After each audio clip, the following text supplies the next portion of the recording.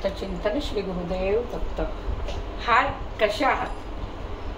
आज ना मी थालीपीठाची भाजणी करायचं ठरवलंय, तर त्याचा व्हिडिओ बनवायचा डोक्यात आलं। चला आता व्हिडिओ बनवते। थालीपीठाच्या भाजणीला आपल्याला काय काय साहित्य लागणार आहे ते आपण आधी बघून घेऊया। तर थालीपीठाच्या भाजणीला तांदूळ आपल्याला लागतातच। तर ते मी तांदूळ ना स्वच्छ धुवून वाळवून घेतले होते। तर हे आपल्याला हे भांड्याचं प्रमाण असतं, या भांड्याच्या मापाने सगळे जिन्नस मापून घ्यायचे आपल्याला, जे जे काही भाजणीत टाकायचे त्याप्रमाणे। तर तसं ह्या भांड्याने मी हे 4 भांडी हे तांदूळ घेतलेले आहे। त्याच्यानंतर लागणार आहे मला ज्वारी, तर हे 2 भांडी ज्वारी घेतलेली आहे। बाजरी घालणार आहे, तर बाजरी सुद्धा ही 2 भांडी आहेत। 2 भांडी चणे, 1 भांड अख्खा उडीद, 1 भांड मूग आणि पाव भांड आपल्याला जिरं लागेल आणि 1 भांड भरून धने घालणार आहे।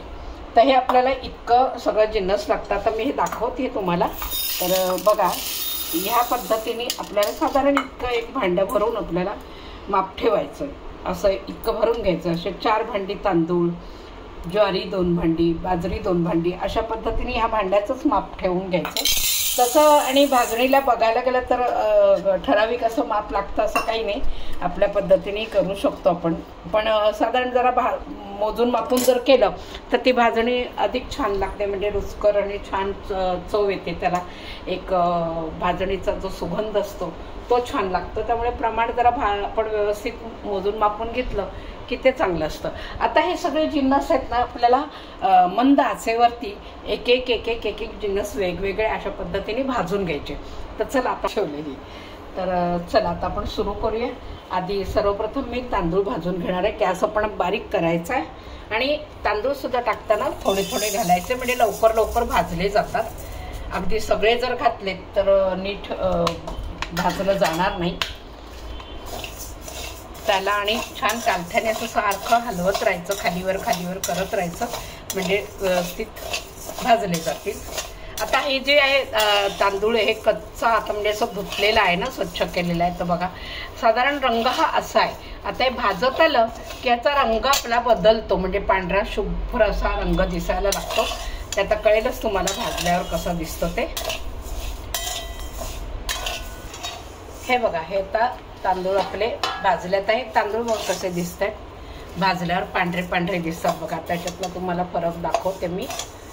हा इथे थोडासा घेते आणि आता हा बघा, हा इथे भाजला। आता यातला फरक तुम्हाला आपोआप कळून येईल बघा। हे बघा, हे कसे दिसत आहेत आणि हे कसे दिसत आहेत। हे भाजलेत, हे व्यवस्थित शुभ्र पांढरे झालेत, आणि हे भाजलेले नाही आहेत। तर हे अशा पद्धतीने आता आपल्याला भाजून घ्यायचे। तर हे आता माझे भाजून झाले। आता याला आपण एक मोठं आपल्याला पातेलं घ्यायचं। त्या पातेल्यात आता हे भाजलेले जेवढे जिन्नस आपण भाजू ते सगळे या पातेल्यात घालायचे। पुन्हा आहेत ते तांदूळ थोडे थोडे करून भाजून घ्यायचे।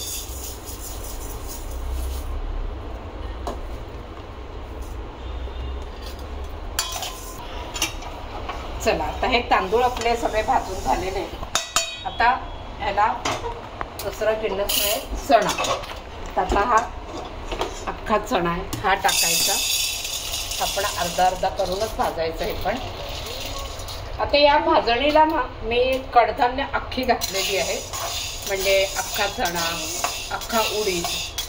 तर अशा पद्धतीने घातली ती भाजणी थालीपीठाची भाजणी आहे, म्हणून अख्खा कडधान्य घातलेले। काही लोक थालीपीठाच्या भाजणीला फक्त डाळींचाही वापर करतात, तसाही केला तरी चालतो, असं काही नाही। पण जनरली असं सालात सकट जर कडधान्य असे टाकली आणि त्याची भाजणी जास्त छान रुचकर अशी लागते, म्हणून मग अख्खे कडधान्य घातलेले बरे असतात। पण नसले तरी तुम्ही डाळी घालून जरी केलं तरी हरकत नाही। आता हा चणा आहे, हरभरा आपण टाकलेला आहे। तर हे आपल्याला व्यवस्थित आता मंद आचेवरती भाजून घ्यायचे।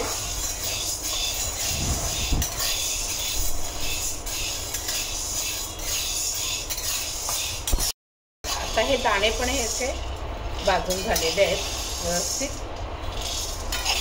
आता हे काढून घ्यायचे आणि आपल्याला आता अख्खे उडीद भाजायचे.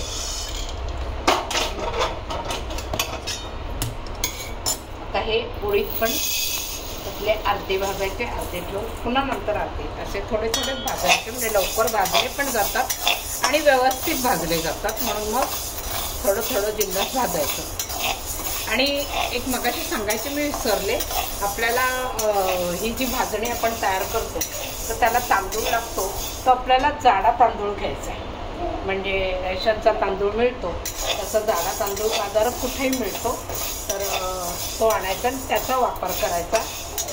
भाजणी जास्त चांगली होते. भाजून लगेच काढून घ्यायचं.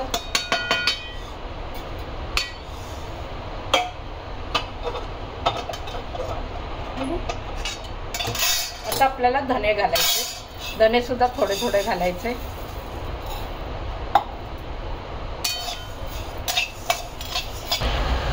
धने झाले. आता बाजरी टाकणार आहे. तर बाजरी सुद्धा थोडी थोडी घेऊन भाजायचे आणि मंद आचेवर भाजायचे. याला अजिबात कुठल्याही वेळेला गॅस फुल करायचा नाही.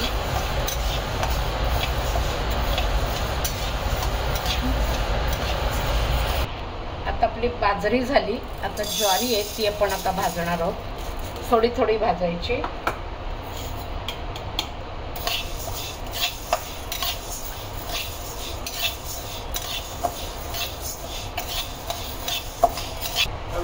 आता ही बघा आपली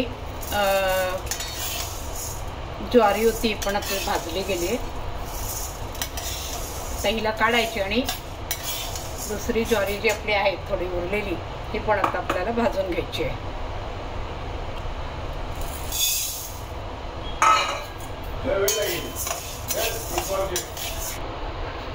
आता बघा ही भाजणी या पद्धतीने भाजून झालेली आहे. सगळे जिन्नस एकावर एक टाकलेले. आता याला जर आपण असे खालीवर खालीवर करून घ्यायचं व्यवस्थित. ही झाली आपली भाजणी तयार. आता ही भाजणी आहे ना भाजून झाले ते सगळं. तर हे व्यवस्थित आता गार होऊ द्यायचं. थंड झालं पाहिजे व्यवस्थित. त्याला गरम आहे, पातेल्याला गरम लागते.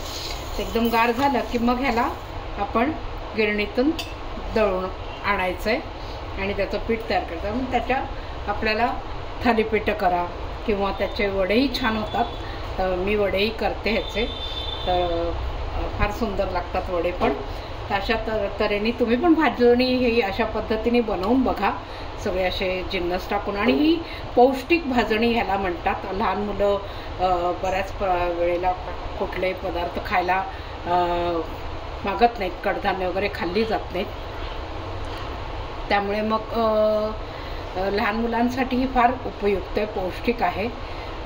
बघा तुम्ही पण अशा पद्धतीने मी केली तशी भाजणी तयार करून बघा.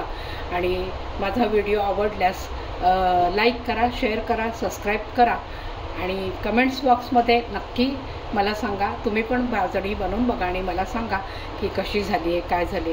आणि नवीन व्हिडिओ बघायला रेडी राहा. पुढचा व्हिडिओ घेऊन मी येतेच आहे. चला पुन्हा भेटूया आपण. बाय.